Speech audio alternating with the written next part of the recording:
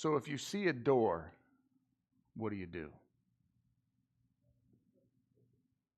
I'm gonna I submit something to you, okay? If you see a door, explore. If you recognize a door, you got to explore. I was blessed, man. This week we had back to school night, and as I approached my last class, there was some strapping young lads at Heritage Christian School, and I was walking with one of the moms of one of the students. As I was walking into the door, I started walking the door, and I was hit with a forearm and a very confident assertion. It said, "Whoa, whoa, whoa, Coach Doc." What'd they say? Logan, are you in here? What'd they say? You weren't even there, Logan. What'd they say? I was about to walk in a room, and I was walking with one of the moms. What did those young men say to me? No. That's all right. You're blowing it. Who goes into the classroom first, Logan? Yeah, come on, bro. Ladies first. And I was like, oh. And in my vulnerability, I was like, touche, young man, touche. Because that's how we do it at school, right? Ladies first, right? Ladies first. I was Dean and River, I think. Yeah, Dean and River. I think maybe there might have been one other one there, but that blessed me. See, I grew up, man. I can remember moments when I would go to the store, like with my mom. We would go to Meijer, which was like our Ralph's. Nah, there's nothing like Meijer. Anybody from the Midwest, you know about Meijer? Meijers. I don't know why we put an S on the end of it. Meijers is like Target, Walmart, the mall, all wrapped up in one. So I'd be walking into Meijers or something like that, walk into the mall, and I'll walk in and I'll be, exploring, and I look around, and my mom would be waiting back outside because she was training me to open the door. She was training me to open the door for her. And so, and there's something about my mom and doors. Like she travels, and she'll take pictures of doors and put them up in her house. Just like really. So when I was traveling recently, you guys know I'm bleeding in more show and tell for my trip to England. But when I was traveling, and I was in London and in Oxford, I just took some pictures because I was thinking of my mom. Like when you see that door, don't you want to just like, man, I wonder what's in there. But that door wasn't open to me, so I could not explore what was behind that door, right? But I had to take a picture and send it to my mom. Just say, hey, Mom, I'm thinking of you. Isn't that beautiful? Show me the next one. Yeah, that one was open. Just an open gate. See that door? We'll go ahead and explore. So I'm taking these pictures, sharing them with my mom, and and as I was reading this week, and also looking into what we're going to look at next week with the church in Laodicea, there's some significant imagery that John writes with and he uses regarding these doors that are being opened and some doors that are being closed. So over the next couple weeks, there's some significant door language in the letters to these churches. And so today we're going to look at a door that was open to the faithful few in the church of Philadelphia. Anybody from Philly? This isn't Philadelphia, Pennsylvania. Anybody from Philly here? All right. No, none of Philly's finest. All right, turn with me. Revelation chapter 3. We got, Pastor used to say, we got a long ways to go and a short time to get there. So hustle up. All right. We're going to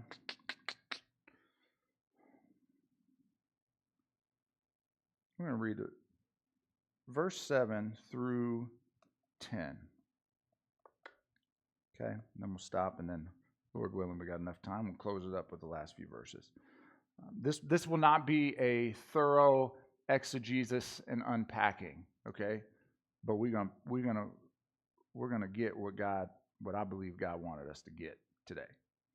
All right, verse 7. To the angel of the church in Philadelphia, write, these are the words of him who is holy and true. Let's just say these are the words of Jesus, who is the Holy One, is actually what that means, and who is the truthful or trustworthy one. Like these are the words of the holy truth teller, the Holy One and the trusted, truthful one. Right? Jesus said, I'm the way, this is it. This is as true and as holy as it gets. Who holds the key of David. What he opens, no one can shut. And what he shuts, no one can open. Could probably just stop right there and camp out. He says, I know your deeds. See, I have placed before you an open door that no one can shut. I know that you have little strength, yet you have kept my word and have not denied my name. I will make those who are of the synagogue of Satan, who claim to be Jews, though they are not, but are liars, I will make them come and fall down at your feet and acknowledge that I have loved you.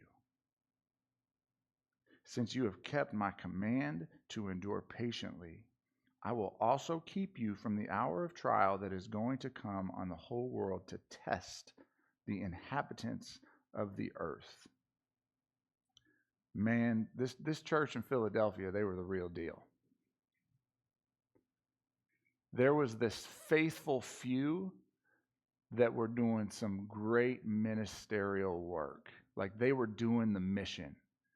If you recall, like last week we talked about the church in Sardis, right? Dead, man. They were dead. They had all the bells and whistles. They had all the toys, and they were dead. And they were probably big, probably a good number. And they had all the stuff and all the things. And just like the conversation that Jesus had with the self-righteous who thought, hey, because we did all the ministry, doesn't that mean like we're your people? No, you weren't intimately connected with me and doing my mission. This church, what's it say? Little strength, yet you've kept my word and have not denied my name. You've stayed true to me, and you have not denied me, and you've continued to do the mission of God. So Philadelphia, just a quick little historical note, like they were a city that had been destroyed and then rebuilt by Rome, and so they were used kind of as the gateway to Rome, right? Get it? Door, key of David, play on words. So the city was looked at as like a sending space, a gateway into the greater Roman Empire across Asia and the Middle East. And John, Jesus through John, is writing to him and saying, hey, the faithful few that you got in your church, the people who are being shamed and persecuted and being called not real Jews because the Jewish non-believers of Jesus had ostracized these people because they were Jews that were following Jesus. And he said, man, you're the real deal, and you are really doing the work, and I'm using you to dispatch disciples across the land to carry out my commission. This faithful few was doing a mighty work. Okay? Now, back to the door situation. There's I think there's a few ways that this is being used and can be interpreted. So he's saying, like, no, you guys, I put an open door for you guys to do ministry, and God, I'm going to use you. I am using you in miraculous ways. You are the gateway for the kingdom mission work that's going on. God's using this faithful, small, but mighty church, right? So like they're the gateway for the mission, the same way that Philadelphia was the gateway for Rome and their movement and their empire. See that? Okay. Also, let's talk about the big door, okay? This is like this. Jesus is saying, hey, Philadelphia, I see what you're doing. You're doing awesome things, and I have opened up the door to the kingdom. You are promised to enter into the kingdom. That door is open. You are faithful to me. I will be faithful to you. That's not going to change. You're good. You're in. I see you. I've made a promise to you. I will remain faithful. I can't deny myself. I see you, and you are going to, man, keep up the good work. You are the faithful ones, and I will protect you. Persevere in your calling. I will protect you, and I have the promise of the kingdom for you forever. The key to the city of David. And that door is open, and ain't nobody shutting it. You're secure. You are secure with me. So if you are secure with me, then you have nothing to fear when persecution comes. If you're secure with me and you have my promise, then you have nothing to fear in this hard work of persevering and doing God's will on this earth. Keep it up. So there's the big door. But I also think that there's a little door. Check this out. When I was in Oxford, I always want to say Oxnard. Okay. Oxford. When I was in Oxford, I went to a place called Christ Church. Okay, it's a college, but it's called Christ Church. Okay, you can study there. You can, and so it was raining one day, and I'm standing outside, and there's some cool iconic things about Christ Church. Like it was used for Harry Potter. Like they filmed some of Harry Potter there, if you're into that sort of thing. And then for some of you, you're like, you said Harry Potter in church. I'm out of here. It was used in Harry Potter, and so it's a respected space in Oxford, and I'm standing outside and I'm taking pictures for Brooke and FaceTiming her because she's into Harry Potter. I'm like, look where I'm at. And so that door is about 20 feet tall. But if you look close, can you see this little rectangle right there? See that little cutout right there? That's a door like that size. And if you see a door, you got to explore. Unless it's closed, you can't. So I hung out there. And then go to the next picture. Boom. Oh, somebody came out at just the right time.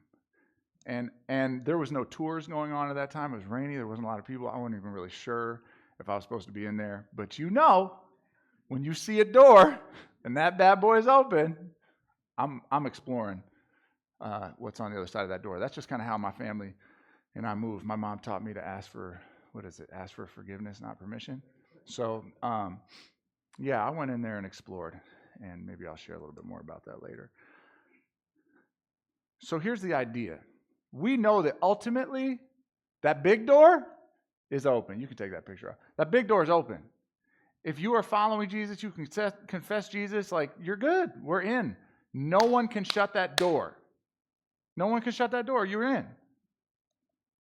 But I also think that in this life, we are hit with many doors of opportunity.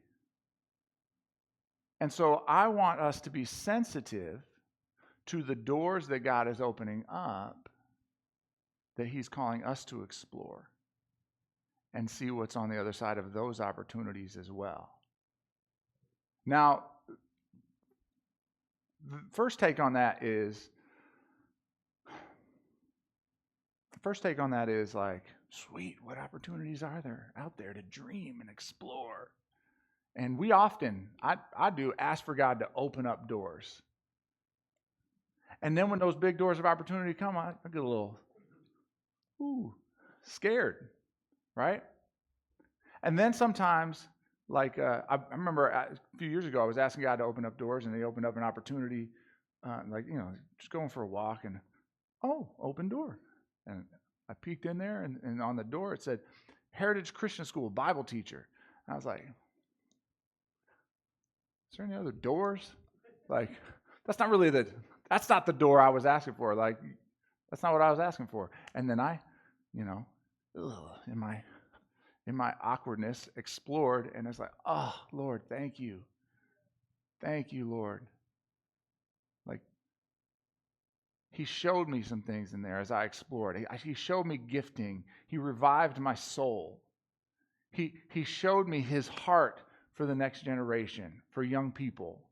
Like, you guys have seen it. Like, God is blessing us because of exploring what was on the other side of that door.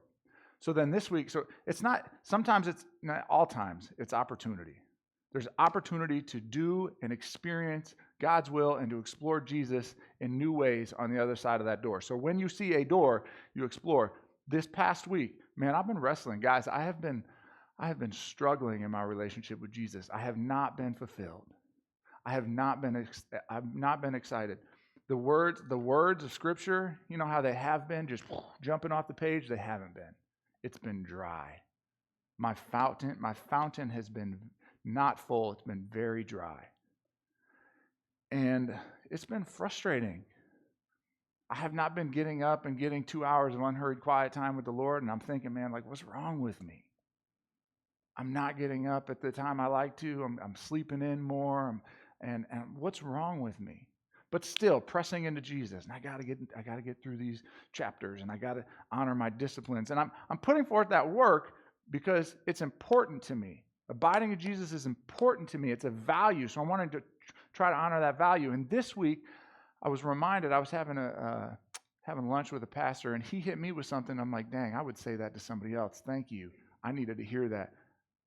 I realized it's not about, like, this is a relationship with Jesus that I have, and I'm walking with him, and it's not about me doing it perfectly and then messing up and saying, what's wrong with me? I'm doing something wrong. I realized, oh, this was an opportunity. Oh, I've come to the end of this hallway or this season or this alleyway, and I'm like, well, where do I go from here? I must be doing something wrong. Oh, maybe I'm not doing something wrong.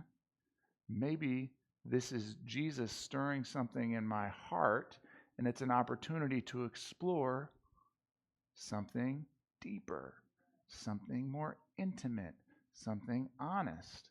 You know, like even in my relationship with my wife, there's times when it's like, well, we're doing the date night, we're doing all the things. Well, that doesn't mean the relationship is over. God forbid. Like, it just means it's time to explore something new. All that to say, that's what it's looked like for me. Because a lot of times it's like, I think the door opens up and it's like, oh, sweet, let's go. It's like, no, most of the time there's a discernment process and there's a stirring in the heart and it's like, I don't know about this door. I just wonder, like, what doors is God presenting for you? Is it scary? Is it new? Is it different? Is it hard? Does it involve confrontation? Does it involve learning something new? I wonder what doors God has opened up for you in this moment, and remembering that ultimately, like, the big door is already open. And as you continue to explore these little opportunities, it's just God preparing you for the ultimate big door that he's already got open. That's promised to you. There's nothing to fear walking through and exploring that. Jesus isn't going to get less good on the other side of that door. He's not going to use you less on the other side of that door. This is about his mission. You're already good. That door can't be shut. This one right here is just another opportunity for you to explore Jesus and an opportunity for him to use you according to his mission, just like he was using the church in Philadelphia. The faithful few. Oh, let's see. All right, we're good. Verse 11, I am coming soon. Hold on to what you have, so that no one will take your crown. The one who is victorious, I will make a pillar in the temple of God. Never again will they leave it. I will write on them the name of my God and the name of the city of my God, the New Jerusalem, which is coming down out of heaven from my God. And I will also write on them my new name. Whoever has ears, let them hear what the Spirit says to the churches. I want to look at that pillar idea. Okay, the promise of the new heaven and the new earth, the formation of a new kingdom forever and all of eternity. And pillars were, typically a part of the temple structure, but then pillars were also formed as decorative memorial, right? Like, anybody go to Shepherd? Anybody like their campus? Anybody like to have coffee up there at their coffee shop? Pillars. They also have pillars, in memorial to the patriarchs of our faith. And some of you guys are like, I have no idea what you're talking about. Well, go up to Shepherd and check it out. The names on those pillars are faithfuls who have represented Jesus in this world. And Jesus is telling the faithful few in Philadelphia that if you remain faithful according to the promise that I've made to have you in my kingdom forever, and no one can take away that promise, if you persevere and remain faithful to me, I am going to protect you and preserve you according to my promise, and you continue to honor the doors of opportunity for ministry that I've opened up in this community. If you continue to do that, then I am going to make you a pillar amongst this community. That is who we're called to be. It's not about the temple. It's about the people. The people are the pillars. We are the faithful few called to persevere and continue to do productive, fruitful ministry in this community where we live, work, and play, and find ourselves to be pillars amongst the community. And so that happens when we honor the opportunities in front of us and explore that door and represent Jesus in that space, explore Jesus in that space, become more like Jesus in that space, and serve him in that space. So I wonder what doors are opening up. Just talking to a dude the other day, he said, man, he's going to go to this birthday party and give a devotional and pray over this guy's son who he met at the gym. Go do ministry. Go do ministry. When you walk out that door, so you walked in this door to explore Jesus. When you walk out of that door, you better keep exploring Jesus.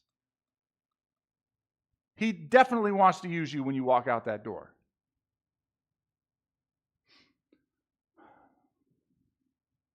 You see a door, man, you got to explore. So,